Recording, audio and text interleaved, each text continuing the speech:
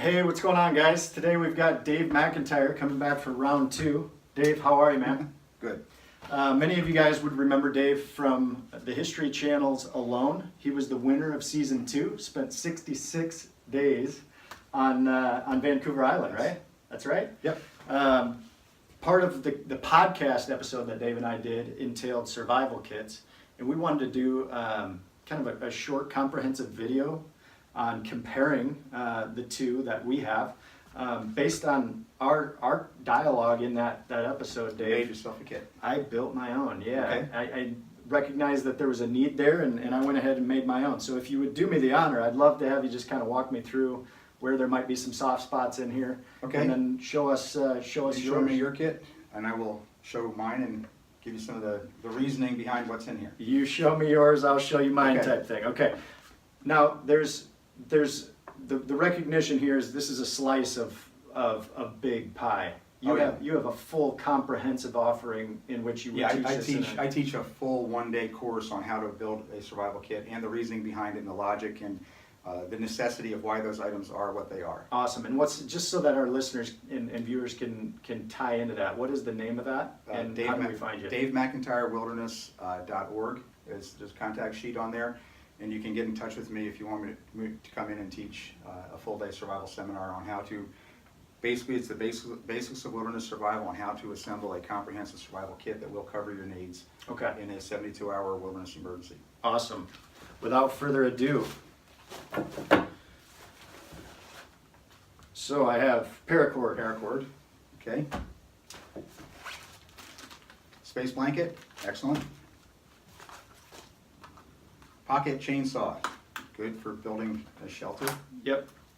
It's handheld, small, can cut through wrist size shrubbery and build a shelter with that. Leatherman tool, Yep. good multi-tool. Okay. Okay, so that would all fall under the context of shelter, Shelter, in my right, mind. for constructing a shelter to Okay. stay warm and dry. Sawyer mini filter for creating water. Yep. You familiar with these? Yes, I've used them before. Okay. Good piece of kit. Compass, navigation, Okay. whistle for signaling. That's right. And then I have no formal background in fire starting, so I just kind of go with what I know. Hey, dude. keep it simple. Bic lighter. Those are, I mean, those are gas station Bic lighters, but Bic has always been good. And then I've got some Neosporin, Why, man? Vaseline type stuff. Which is an accelerant which helps you make a fire. Exactly, yep. So, Excellent. and then my last two items would be this straw, Part that of the goes kit. hand in hand with the water, and then just some Athletic tape. Yep. You've got a good start here. Okay. Remember that we're talking about shelter, fire, water, signals, navigation, and food. Yes, and there's a particular hierarchy there. from Yes, what I understand. put them in that order for a reason, because shelter and fire will stabilize your core body temperature, and water, of course, is for hydration. Now, those are the two things that kill people most of the time in the wilderness are hypothermia and dehydration. Makes So sense. if I have my needs for body temperature and hydration solved, I basically got several weeks that I can starve to death in the bush. At that point, I'm just camping. Through And ketosis. that's right. Okay. And that's the idea. So my kit, Let me clear this out and then walk us Okay. through yours. this kit weighs 2.2 pounds, about a kilo, or about the same as a canteen full of water. And it covers my needs for shelter, fire, water, signals, navigation, and food. And Yep. okay, in order of importance, we have shelter, Okay. roll of paracord. Cool. How much cord? You know, I don't know right now. This was I taught a class just recently, and I got all unballed. Okay. So A couple meters maybe? yeah, it's got several meters, probably about 5 meters. This is a 2 by 3 meter painter's drop cloth. And any shelter you build will be vastly improved by putting 2 by 3 meters of plastic over top of it or inside of it. So that's my dry overhead roof, and it's wrapped in duct tape to repair or reinforce. Dude, I like that. That with the paracord is a dry overhead cover. Yeah. I like I have that a the lot. space blanket, which can be used Okay. inside there as a reflector or Sure. around the body to maintain body heat. Also Yep. wrapped in duct tape for reinforcement or reconfiguring. Okay.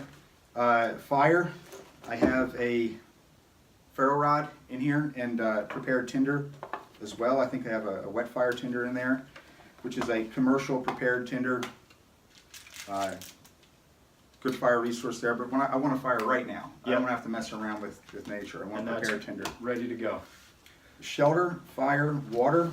For water, I have a 5 liter, these are 5 liter water bags, which I would get in Brazil. And that will hold, I can hold and treat 5 liters of water. I need to see that. That's awesome, man.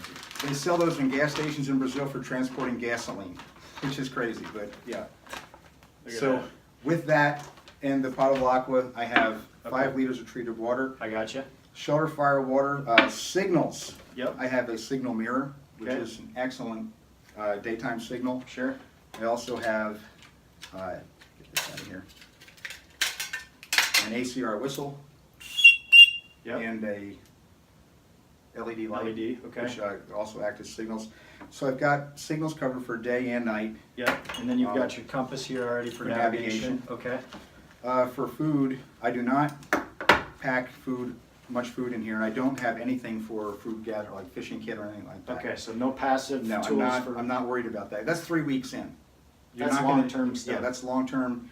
The food I do have, 75 grams of raw sugar, That which makes is so much sense. excellent for quick energy. Yep.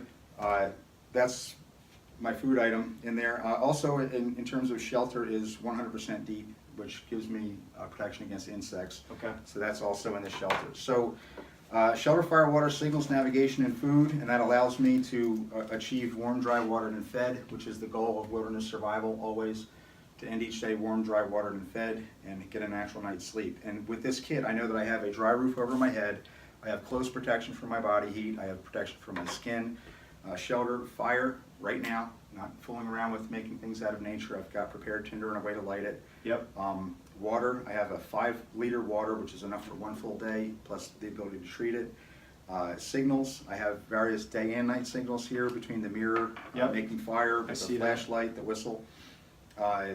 Navigation, have a compass to help me figure out gotcha. which way is north. I got you. So in my kit, I have representative pieces from each of those categories, save for the food piece. I Right. love the sugar cubes. I think that's really smart, and it's really applicable. You're not going to be in the woods long enough for you to drop an animal. An unplanned night in the woods. Yep. Okay. So just sugar cubes will take care of that. As far as some areas where I would say I've got some weak spots, I would probably You need beef an this up. overhead cover Yep. with the painter's drop cloth. That's brilliant, and I love how you did duct tape around that.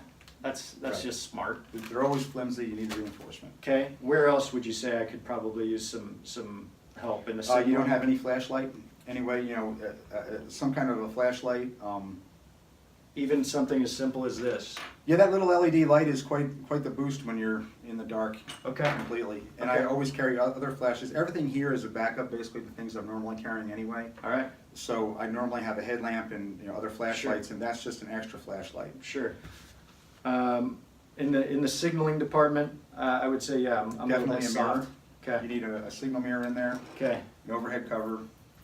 And this is the kind of things we do in the classes. You would understand exactly why you need to have each of these components and the limits that your body can endure when you lack these things. Cool. And I love it. Tell us how. I mean, is this going with you just about everywhere you go? If if I'm not planning on spending the night in the woods, I will throw this in my day pack. Okay. Okay, I don't carry this with me on my belt everywhere I go, but if I'm gonna go in the woods or do anything and I'm not planning to spend the night, I will take this. If I am planning to spend the night, I have my regular backpack, with all my regular gear, and I will throw this thing in as a backup. Mm-hmm. Makes sense to But me. it's small enough that I will carry it if I'm not planning to spend the night. And that's the thing, people fail to bring their preps with them, because it's a pain. You're not gonna survive. You're not gonna have a survival situation every time you go out.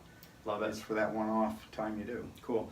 Well, Dave, that's a real high-level glimpse of some of the knowledge that you've got Much more for us. goes into this than, Yeah, as we were Just a discussing few items in on the the kit. front end of this, if you guys want more info from an expert who knows his stuff, head on over to the website. I'm going to post a link to Dave's website in ours as well. And if you haven't heard the podcast, head on over to www.adventuredeficit.com. Check out the podcast. Check out Dave's Wilderness School link and put some expert level teaching into that.